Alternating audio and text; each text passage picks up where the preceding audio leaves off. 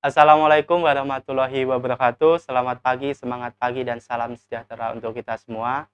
Kembali lagi bersama saya Pak Hendri dalam pembelajaran mata pelajaran sejarah Indonesia untuk kelas 11 semester genap tahun ajaran 2020-2021.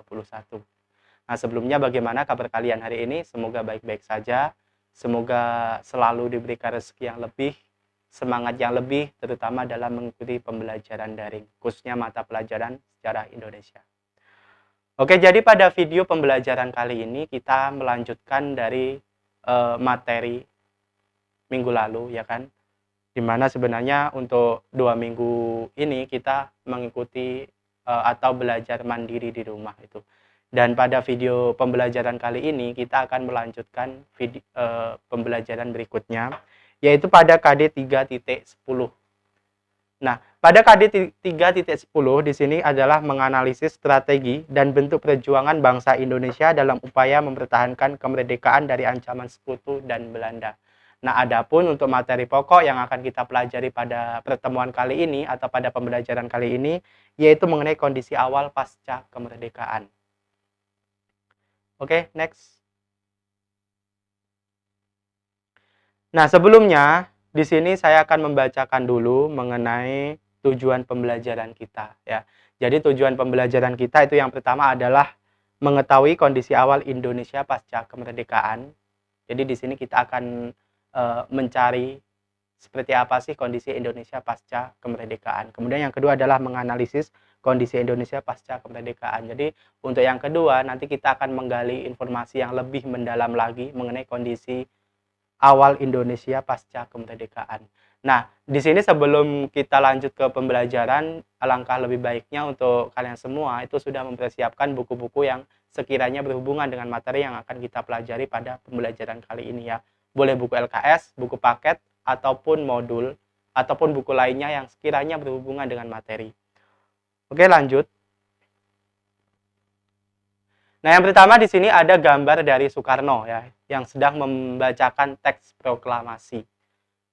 Nah, di mana kita ketahui bahwa Indonesia itu merdeka pada tanggal 17 Agustus 1945. Nah, di sini kala itu Indonesia masih belum mempunyai presiden dan juga wakil presiden. Ya.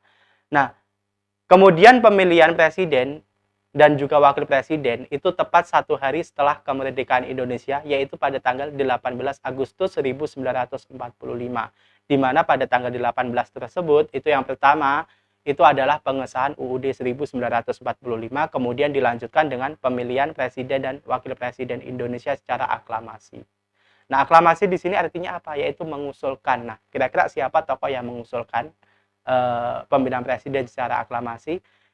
Yaitu beliau adalah tertera di mata uang 20.000, yaitu Otto Iskandar Dinata. Jadi tokoh Otto Iskandar Dinata inilah yang mengusulkan Soekarno dan Hatta itu menjadi presiden dan wakil presiden pertama di Indonesia. Kenapa memilih dua tokoh? Yang pertama dari sosok Soekarno, yaitu Soekarno adalah sosok yang tegas, terutama dalam membangunkan semangat kaum pemuda. Dan yang kedua dari sosok Hatta, itu adalah Hatta merupakan sosok yang cerdas dan juga pemikir gitu. Dan di sini dipilihlah dua tokoh tersebut karena dirasa pada waktu itu dua tokoh tersebutlah yang paling cocok dalam memimpin Indonesia di awal kemerdekaan, di mana segala sesuatunya itu masih serba belum tertata dan masih dikatakan masih semrawut gitu ya. Nah, jadi yang pertama di sini setelah kondisi kemerdekaan Indonesia itu adanya terjadinya ketegangan, kekacauan dan juga bentrokan. Nah, seperti dalam slide, kekacauan, ketegangan dan juga bentrokan dengan siapa? Yaitu dengan sisa-sisa pasukan Jepang yang masih ada di Indonesia. Nah, kemudian yang kedua itu adalah tentang status quo Indonesia. Nah, status quo di sini artinya adalah status dari peralihan negara yang terjajah menjadi negara yang merdeka. Dan yang ketiga, ini adalah datangnya tentara sekutu dan Nica atau Netherlands in the civil administration. Ya, di mana tentara sekutu ini datang ke Indonesia untuk menguasai kembali Indonesia gitu. Di mana tentara sekutu ini diboncengi oleh tentara Nica yang dari Belanda.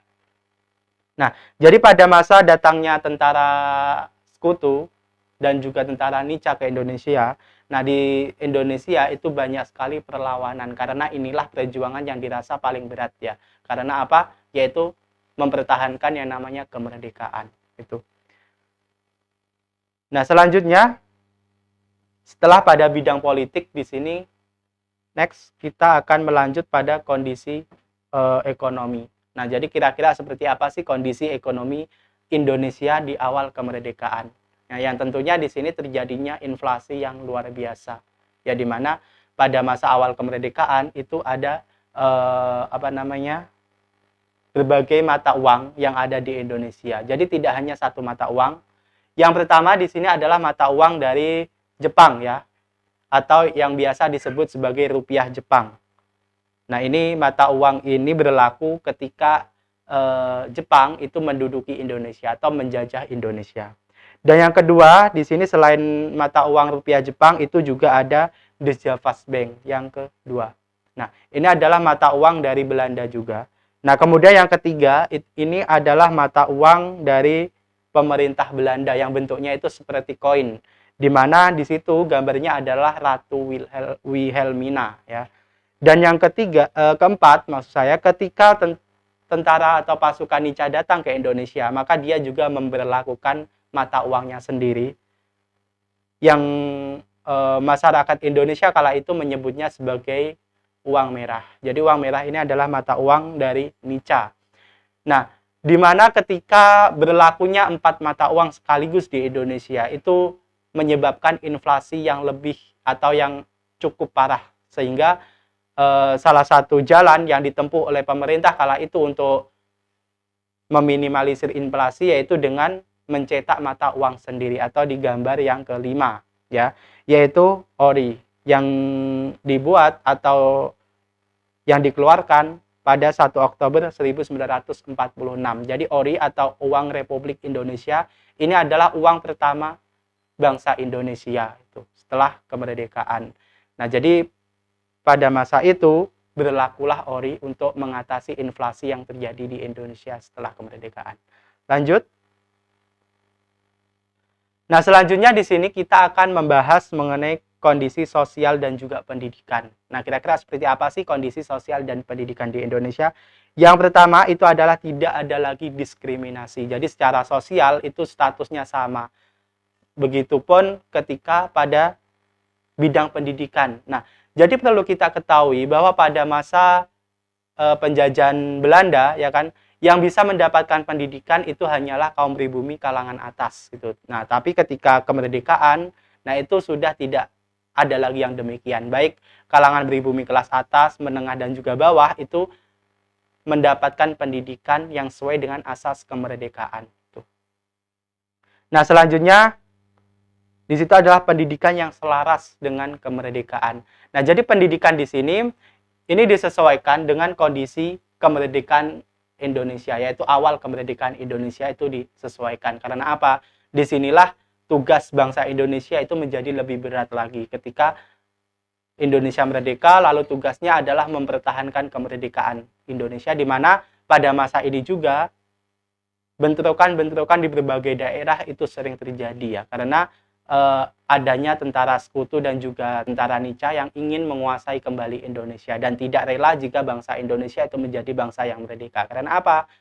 Mereka tidak rela jika kekayaan bangsa Indonesia itu digunakan untuk membangun Indonesia gitu.